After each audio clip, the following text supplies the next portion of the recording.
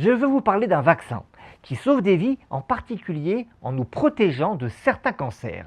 Mais ce vaccin reste entouré de trop de fausses informations. C'est un vaccin qui concerne le papillomavirus humain, le HPV. Le HPV, ce sont des virus qui infectent 8 adultes sur 10 au cours de leur vie. Alors la plupart du temps, notre corps s'en débarrasse naturellement. Mais parfois, le virus persiste sans donner de symptômes pendant des années. Et il peut alors finir par provoquer des cancers. Alors on pense souvent parmi ces cancers au cancer du col de l'utérus. Il y a 3000 nouveaux cas par an en France et plus de 1000 décès liés à ce cancer du col de l'utérus en France. Mais le HPV est aussi responsable de cancers de la vulve, du vagin, de l'anus, de la gorge, du pénis. Bref, ce n'est pas qu'une affaire de femmes. Les garçons et les filles sont concernés par ce virus et ses cancers. Pourtant, ce virus contre le HPV, il fait l'objet d'accusations graves sur les réseaux sociaux. Il rendrait stérile, il provoquerait plein de maladies neurologiques et même il donnerait lui-même des cancers. Alors ces rumeurs, elles jouent, c'est vrai, sur nos peurs les plus profondes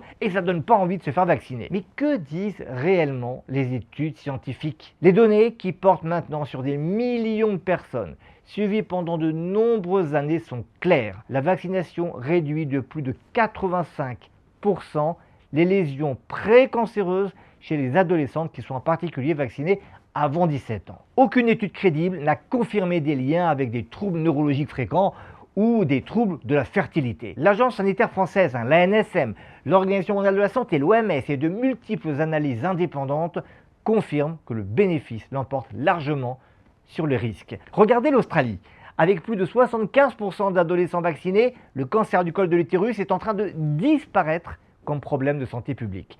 Alors ce n'est pas une projection ce que je vous dis là, c'est une réalité qu'on observe depuis plusieurs années. Et un autre point essentiel, ce vaccin il est préventif, il protège avant l'exposition au virus HPV. Voilà pourquoi il est particulièrement intéressant à l'adolescence avant qu'on ait été contaminé par le HPV par voie sexuelle. Alors attention, le vaccin ne remplace pas le dépistage du col de l'utérus qui est organisé en France.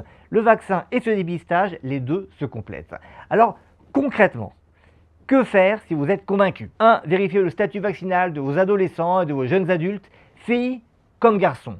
Et parlez-en avec le médecin ou le pharmacien si vous avez un doute. 2. Ne laissez pas la désinformation sur les réseaux sociaux guider votre décision de santé. Et même vacciné, on l'a dit, je le répète, il faut continuer le dépistage du col de l'utérus chez la sage-femme ou chez le médecin quand ce dépistage est recommandé. Ce vaccin ne supprime pas tous les cancers, bien évidemment, mais il en évite une part importante. Des vies peuvent être sauvées. C'est pour ça que ce vaccin mérite mieux que les fake news qui circulent à son sujet.